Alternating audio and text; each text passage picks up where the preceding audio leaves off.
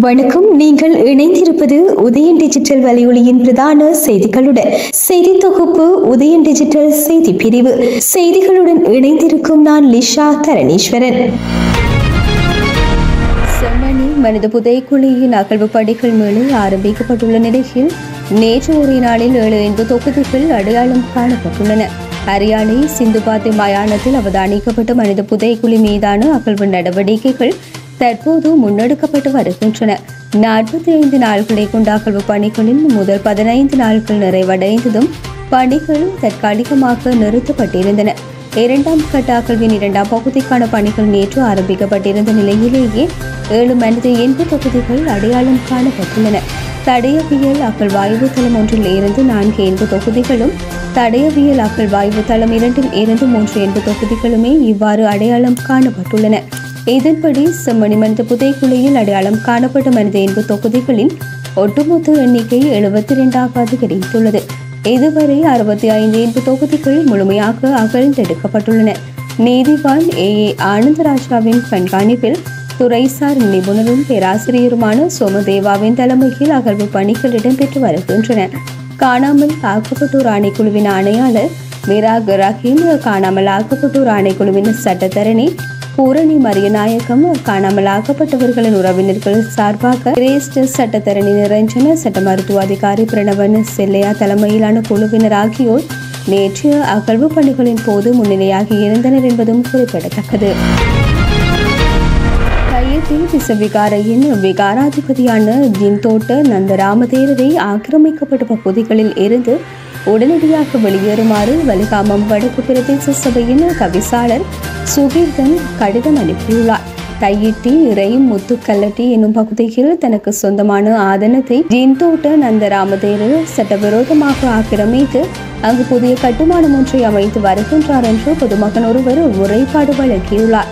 இதையடுத்து குறித்த பகுதிக்கு ஜின்தோட்ட நந்தராமதேரர் உரைத்தாளர் என்றால் அதற்குரிய ஆவணங்களை ஒப்படைக்குமாறும், இல்லையில் ஆக்கிரமிக்கப்பட்ட பகுதியில் இருந்து உடனடியாக வெளியேறுமாறும் வலிகாமம் வடக்கு பிரதேச சபையின் தவிசாளர் சுகீர்தன் கடிதம் அனுப்பியுள்ளார். அவ்வாறு வெளியேறாவிடின் சட்ட நடவடிக்கை எடுக்கப்படும் என்றும் தனது கடிதத்தில் தவிசாளர் சுகீர்தன் சுட்டிக்காட்டியுள்ளார். போலீஸ் பிரிவுக்கு உட்பட்ட மூலாய் பகுதியில் 2 குழுவினருக்கு இடையே மோதல் சம்பவம் ஒன்று இடம்பெற்றது. அதனைத் தொடர்ந்து அங்கு ஏற்பட்ட பதற்ற நிலையை போலீசார் கட்டுப்பாட்டுக்குள் கொண்டு வந்ததுடன் போலீஸ் பாதுகாப்பும் தற்போது நடைமுறைப்படுத்தப்பட்டுள்ளது. கடந்த சில தினங்களுக்கு முன்னர் இடம்பெற்ற 2 தனிநபர்களுக்கு இடையிலான பிரச்சினை மறுநாள் 2 குழுவினருக்கு இடையேயான பிரச்சினையாக மாறியது. இதனைத் தொடர்ந்து தோன்றிய வன்முறையில் ஒரு மோட்டார் சைக்கிள் தீக்கிரையாக்கப்பட்டதுடன் ஒரு மோட்டார் சைக்கிள் சேதப்படுத்தப்பட்டுள்ளதுடன் சிலர் காயமடைந்தனர். இதன்போது போலீசார் துப்பாக்கி பிரயோகம் மேற்கொண்டனர். இந்த நிலையில் அங்கு நேற்றிலிருந்து தொடர்ந்து பாதுகாப்பு பலப்படுத்தப்பட்டுள்ளது. யாழ்ப்பாணத்தில் இடம்பெற்ற காணாமல் ஆக்கப்பட்டவர்கள் தொடர்பில் கலாநிதி தேவநேசன் நேசியா தலைமையிலான குழுவினரினால் சமர்ப்பிக்கப்பட்ட அறிக்கையில் உள்ள விவரங்களை தற்போது செம்மணி சிந்துபாத்தி மனித புதைக்குழியில் கண்டறியப்படும் மனித எச்சங்களுடன் தொடர்பு படுத்தி ஆராய்வதன் ஊடாக பல்வேறு உண்மைகளை வெளிக்கொணர முடியும் என இலங்கை தமிழரசு கட்சியின் பொதுச் செயலாளர் சுமந்திரன் நம்பிக்கை வெளியிட்டுள்ளார். யாழ்ப்பாணத்தில் இடம்பெற்ற காணாமல் ஆக்கப்பட்ட சம்பவங்கள் தொடர்பில் ஆராய்வதற்கு என கலாநிதி தேவநேசன் நேசியா தலைமையில் KH கமிலஸ் பெர்னாண்டோ, ஜெமிசா இஸ்மாயில் மற்றும் MCM இக்பால் ஆகிய உறுப்பினர்களுடன் கூடியதாக இலங்கை மனித உரிமைகள் ஆணைக்குழுவினால் நியமிக்கப்பட்ட குழுவின் அறிக்கை 2003ஆம் ஆண்டு அக்டோபர் 28 ஆணைக்குழுவிடம் கையளிக்கப்பட்டது.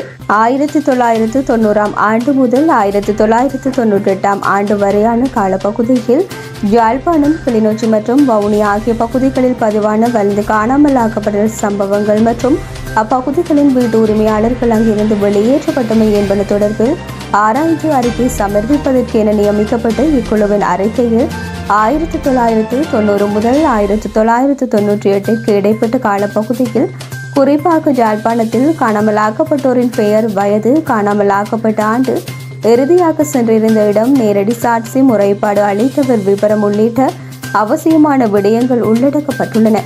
எனவே இது பற்றி சுட்டிக்காட்டிய சுமந்திரன் அவ்வறிக்கையில் உள்ள விவரங்களையும் தற்போது செம்மணி சிந்துபாத்தி மனித புதைக்குழியில் கண்டறியப்படும் மனித எச்சங்கள் பற்றிய விவரங்களையும் ஒன்றிணைத்து ஆராய்வதனூடாக இம்மனித எச்சங்களுக்கு சொந்தமான நபர்கள் தொடர்பான பல்வேறு உண்மைகளை வெளிக்கொணர முடியும் என நம்பிக்கை வெளியிட்டுள்ளார். இந்தியாவின் துணை ஜனாதிபதி ஜக்தீப் தன்கர் நேற்றைய தினம் தனது பதவியை ராஜினாமா செய்துள்ளார். இது தொடர்பாக அவர் குடியரசுத் தலைவர் திரௌபதி முர்முவுக்கு எழுதியுள்ள கடிதத்தில், மருத்துவ ரீதியான காரணங்களுக்காக துணை ஜனாதிபதி பொறுப்பில் இருந்து நான் விலகுகின்றேன். எனது ராஜினாமா உடனடியாக அமலுக்கு வரும். எனது பணியில் நான் கவனம் செலுத்த எனக்கு ஆதரவு கொடுத்த குடியரசுத் தலைவர் திரௌபதி முர்மு, பிரதமர் நரேந்திர மோடி, மத்திய அமைச்சர்கள் மற்றும் நாடாளுமன்ற உறுப்பினர்களுக்கு மிகுந்த நன்றியை தெரிவித்துக் கொள்கின்றேன் என்று குறிப்பிட்டுள்ளார். இதேவேளை ஜூன் 25 குமாவோன் பல்கலைக்கழகத்தின் பொன்விழா கொண்டாட்டங்களில் கலந்து கொண்டபோது ஜக்தீப் தன்கர் மயக்கமடைந்த சம்பவத்தின் ஒரு மாதத்தின் பின்னர் அவரது ராஜினாமா வந்துள்ளது. 74 வயதான ஜக்தீப் தன்கர் கடந்த 2022ஆம் ஆண்டு இந்தியாவின் 14வது துணை ஜனாதிபதியாக பொறுப்பேற்றதுடன் அவர் மாநிலங்களவையிலும் வங்காளத்திலும் மாநில ஆளுநராக தனது முத்திரையை பதித்திருந்தமையும் குறிப்பிடத்தக்கது. பங்களாதேஷின் தலைநகர் டாக்காவில் ராணுவ விமானம் ஒன்று பாடசாலை மீது நேற்று விழுந்து விபத்துக்குள்ளானதில் பலர் உயிரிழந்துள்ளனர். பங்களாதேஷ் விமானப்படைக்கு சொந்தமான விமானம் ஒன்றை பயிற்சியில் ஈடுபட்டிருந்த போது கட்டுப்பாட்டை இழந்து பாடசாலை ஒன்றின் மீது விழுந்து விபத்துக்குள்ளாகியுள்ளது. இதன்போது விமானத்தில் இருந்தவர்கள் மற்றும் பாடசாலை வளாகத்தில் இருந்தவர்கள் என 22 பேர் உயிரிழந்துள்ளனர். 100க்கும் மேற்பட்ட மாணவர்கள் காயமடைந்த நிலையில் அவர்கள் டாக்காவில் உள்ள மருத்துவமனைகளில் சேர்க்கப்பட்டுள்ளனர். கட்டட இடிபாடுகளுக்குள் மேலும் பலர் சிக்கியுள்ள நிலையில் அவர்களை மீட்கும் பணிகள் முன்னெடுக்கப்பட்டு வருகின்றன. காயமடைந்த சிலரின் நிலைமை கவலைக்கிடமாக உள்ளதால் இறப்பு எண்ணிக்கை அதிகரிக்கும் என அஞ்சப்படுகின்றது. உயிரிழந்தவர்களுக்கு அஞ்சலி செலுத்தும் வகையில் இன்று தேசிய துக்க தினம் கடைபிடிக்கப்படும் என்று பங்களாதேஷ் அரசாங்கம் அறிவித்துள்ளது. அத்துடன் விமானத்தின் கருப்பு பெட்டி பகுப்பாய்வுக்காக உட்படுத்தப்பட உள்ளமையும் குறிப்பிடத்தக்கது. முன்னணி வீராங்கனைகள் பங்கேற்கும் கனடா பகிரங்க சர்வதேச டென்னிஸ் போட்டி டொராண்டோ நகரில் அடுத்த வாரம் ஆரம்பமாக உள்ளது.